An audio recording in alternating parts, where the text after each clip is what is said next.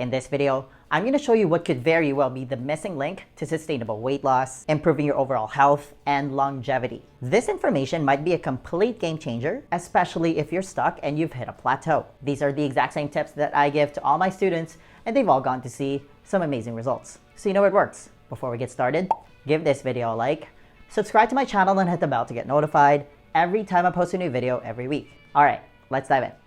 I would be doing you guys a disservice if I wasn't always evolving and learning as a content creator. I'm also a nerd. I love learning about new stuff. And I recently got exposed to the work of Dr. Gabriel Lyon, and it just completely opened my eyes to a whole new perspective that I'm now going to share with you today. I've always known that building and maintaining muscle through dietary protein and exercise was important, but her muscle-centric medicine approach just took everything to the next level. It also connected a lot of dots for me personally, because we've been so focused as a society on being over fat. But according to her work, it's actually the wrong way of thinking. That immediately caught my attention. And this paradigm shift alone might be a complete game changer for a lot of people struggling right now. It's not about being over fat. It's actually just the byproduct of being under muscled. Pause this video and listen to that again if you have to. Because muscle is actually the largest organ in the body. It's an endocrine organ. It's the organ of longevity. It's not just for locomotion. It also happens to be the most underappreciated organ. We often just look at it as kind of this aesthetic thing, and that is actually its least important function.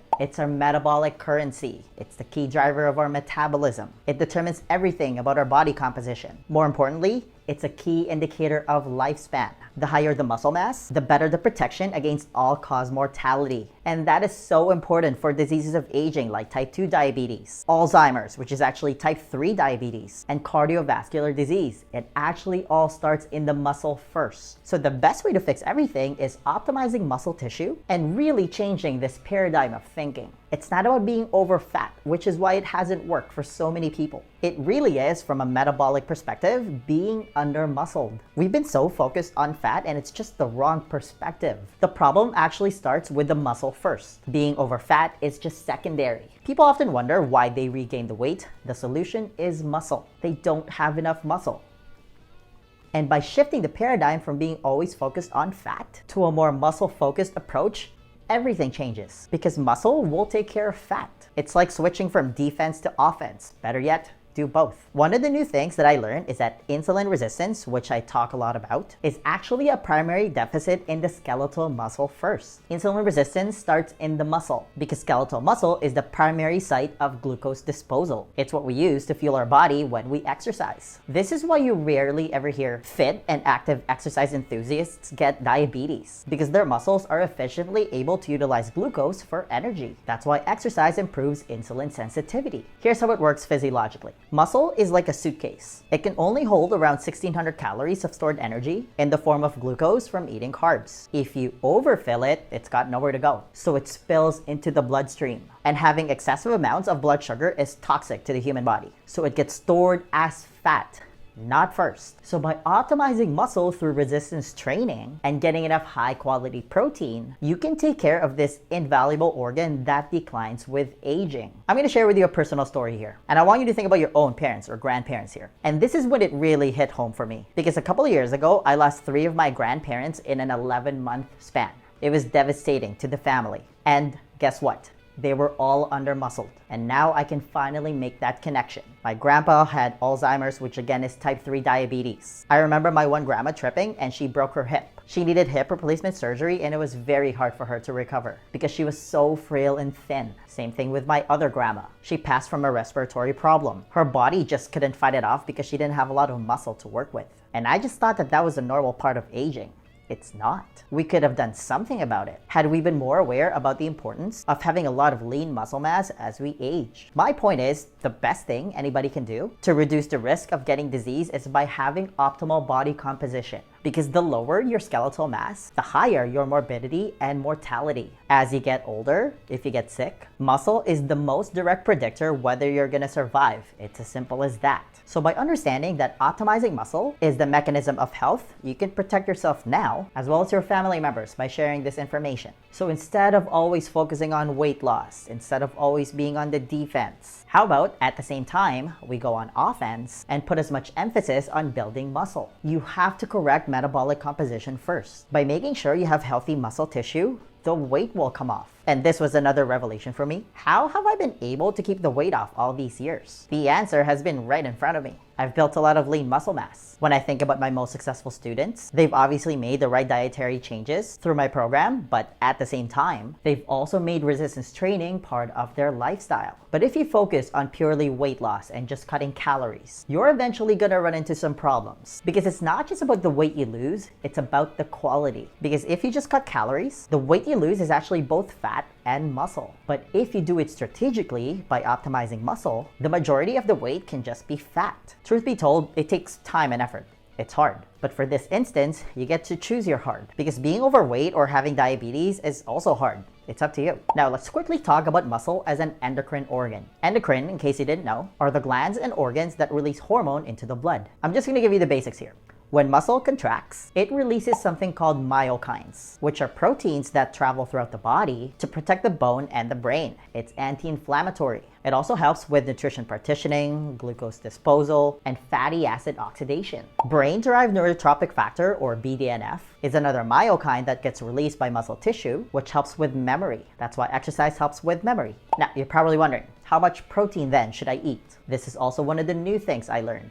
It's actually on a per meal basis. You need to eat at least 30 to 50 grams of high quality protein per meal. By high quality, I'm talking about animals and animal products because it has the most abundant and bioavailable amino acids. There are 20 amino acids, 9 of them are essential, with leucine being the most prominent one. Leucine is what triggers muscle protein synthesis through mTOR, short for mammalian target of rapamycin. 30 grams of protein is very easy to get if you're eating animals. It's 4 ounces of meat. If you're plant-based, you need a whopping 6 grams of quinoa to get those 30 grams, which is just metabolically devastating. It's catastrophic to your insulin levels eating that much carbs. And I've talked about moderating insulin ad nauseum on my channel. You just don't want to have a massive insulin response from your meals. That's why there's really no argument between getting your protein from animals versus plants. Any sane person would know that the nutrient density of a piece of steak is not the same as kale. It's just not. I mean, look at the nutrient comparison side by side. The problem is, the data actually shows that we're already mostly plant-based. 70% of our calories comes from ultra-processed, low-protein, grain-based foods. The government RDA is 0.8 grams per kilogram of body weight, which is just devastatingly low. I've personally been recommending 0.8 grams per pound of lean body mass. You can go 1 gram if you're really active. According to Dr. Gabriel Lyon, you should aim for 1 gram per pound of ideal body weight. So if your ideal body weight is 150 pounds, you should eat 150 grams of protein. Simple. Again, you stimulate muscle mass through dietary protein and resistance training. You need to challenge the muscle to stimulate it. There's really no way around this. I've said this many times, but if you want to be a healthy and happy human being, one of the best things you can do is to make yourself as physically strong as humanly possible. You can only achieve that through resistance training, not cardio. Resistance training is anabolic, which means to build, while cardio is catabolic, which means to break down. And no, eating red meat does not cause cancer. It's not bad for your kidneys. That has now been massively disproven. Listen, not eating red meat is one of the worst pieces of dietary advice out there. Think about what our elderly eat because they've been sold on this lie to avoid red meat because of the fat and cholesterol. Instead, they eat oatmeal, fruit, and low-fat skim milk. They think they're being health conscious, but that is just devastating to their health. Any study that claims that eating red meat is bad is based on epidemiological studies, which is just very low quality tortured data. It's not real science. And it's usually from an anti-animal narrative. Eating animals is very emotional for these people, but at what cost? Because vegans, time and time again, have been shown to have the least amount of muscle mass and bone density. They also have the smallest brains. Oftentimes you hear them having gut issues and their hair and teeth are falling out. And let me just quickly address all the females watching this video right now that are scared that they're gonna get bulky. I started training when I was a teenager. I'm 34 now, and I look like this. And I'm a gym rat. What I'm trying to say is it's very hard to put on muscle. You're not gonna get bulky. That takes years of strict dieting, training, and most likely the help of some anabolic enhancers. The real benefits of resistance training is that you're gonna feel infinitely better. You're gonna have that tight and toned look. You're gonna improve your inflammatory markers and glucose control because you have more muscle. The more muscle you have, the more metabolic flexibility and carb flexibility you'll have. This is when you get to earn your carbs, but you shouldn't eat more than 40 grams per meal to keep insulin moderated. And if you're gonna have them after your workout. There's even studies research shows that if you backload it and have it before bed, it helps with deep sleep. This is why muscle is your metabolic currency. It's the largest site for glucose disposal. When you think about your resting metabolic rate, which is the amount of calories you burn at rest, it's the amount of muscle you have. And when you're younger and your hormones are good, you can get away with a lot.